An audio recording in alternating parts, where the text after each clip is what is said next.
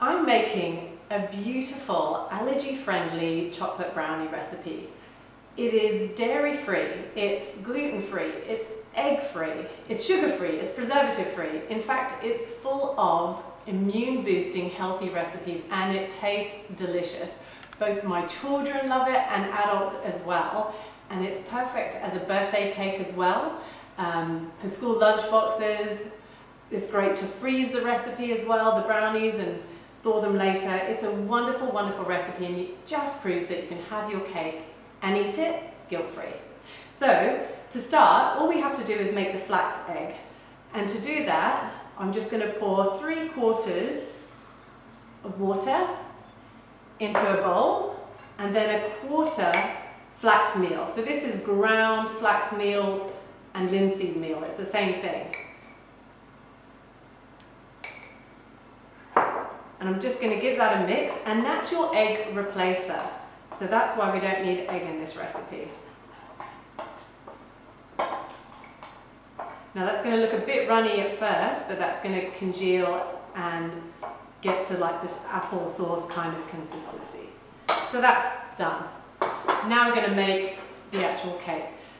And you need a food processor because instead of using refined sugar, we're going to use a whole bunch of dates. I love dates. Dates are really high in fiber. They're great for digestion and improving regularity. And they are full of zinc and beautiful vitamins and minerals that are proven to help the immune system. In fact, traditionally dates were used as a remedy for colds and flus and for sore throats. They process it all up and make it into a syrup, and it would really be a beautiful relief for those symptoms. So I've got 18 dates. Remember to remove the pits. 18 dates in there. I've got a cup of coconut milk, and that's all kind of got a bit thick there at the top. And then about 1 teaspoon or 2 of vanilla extract. Be generous because you've got some flavours in there that can be quite strong, so you want to kind of really kind of nutrient. Now I'm going to add some coconut oil, and I've got 1/2 cup that I need to put in there. So I'll just take that out. So that's 1/4 and then 1/2 cup. And that's why I don't need any butter in this recipe. So those ingredients have gone in. I'm now just going to blitz that up in my food processor. Any food processor will do. I've got a thermomix here.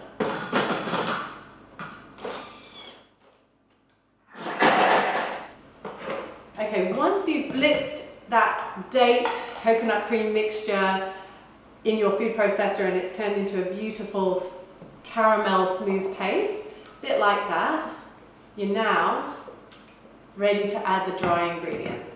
This tastes amazing, by the way. So we just need 1/2 cup of raw cacao,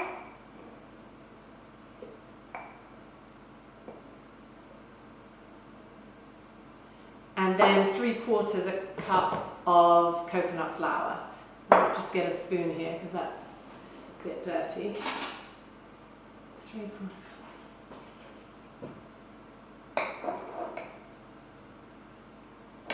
And you don't want to add too much coconut flour because it's a very drying ingredient. So you want to be quite accurate with the measurements.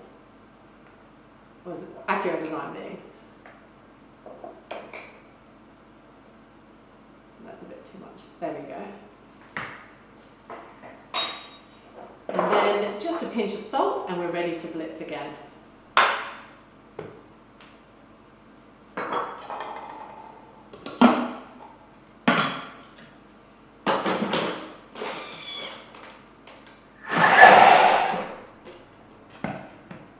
So I've popped the dry ingredients into the food processor, and that's all blended really well.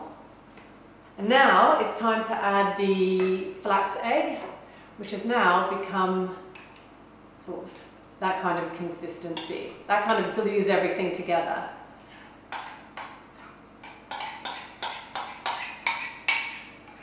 And the linseeds in this are so good for your health.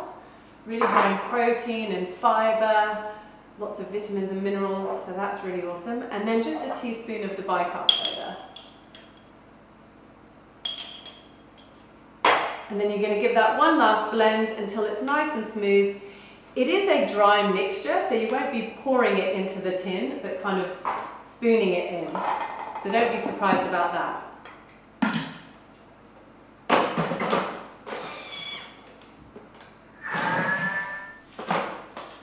Okay, so that's all been blended up now. We've got all those amazing ingredients in here, and your brownie recipe is done. Have a square tin or a cake tin and make sure that's lined with baking paper, and then you're just going to put the cake mixture in here. Let's just move this around.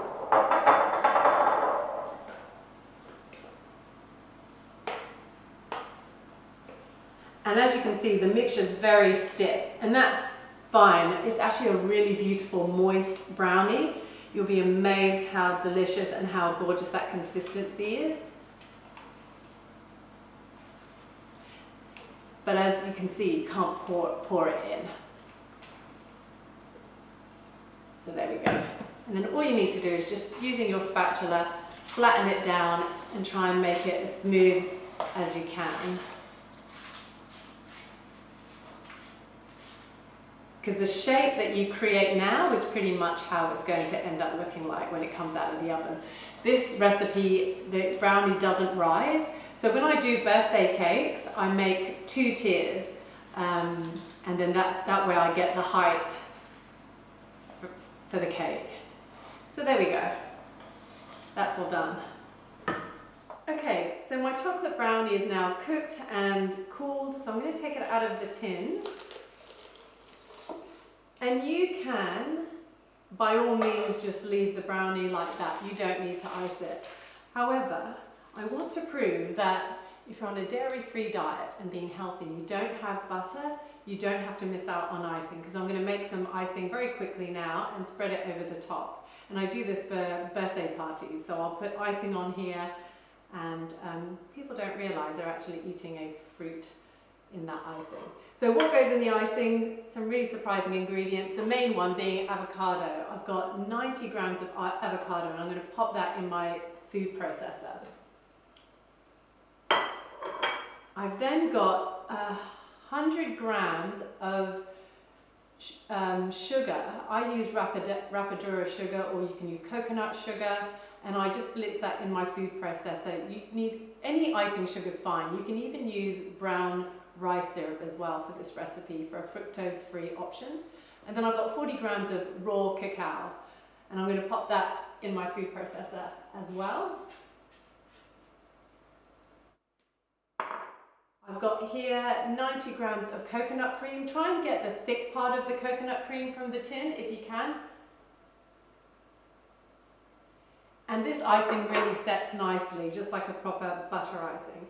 And then the last ingredient is just some vanilla extract. I put about a teaspoon or 2, because you don't want to get that avocado taste in the icing. And then all you have to do now is blitz that in your food processor until it's nice and smooth. So now that's blitzed through, the icing is ready. It's really rich, decadent, beautiful icing. Just take a look at that. And just spread that over your brownie.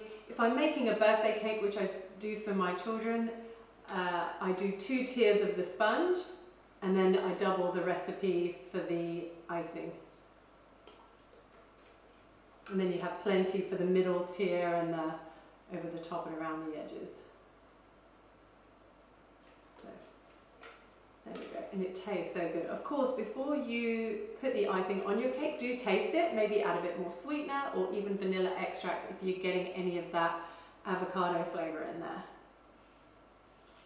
And there you go. You will fool anyone who tries this chocolate brownie recipe. They'll have no idea it's got no dairy in, no flour or any refined sugars or eggs.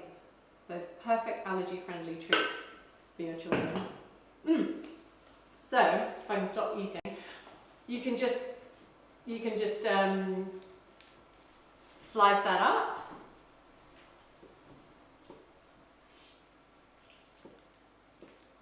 And then if you want to, if you're doing a birthday party or anything like that, you can just add some raspberries on top and they look really pretty. You can make these into cupcakes as well. So let's see if I can get one out. And there you go.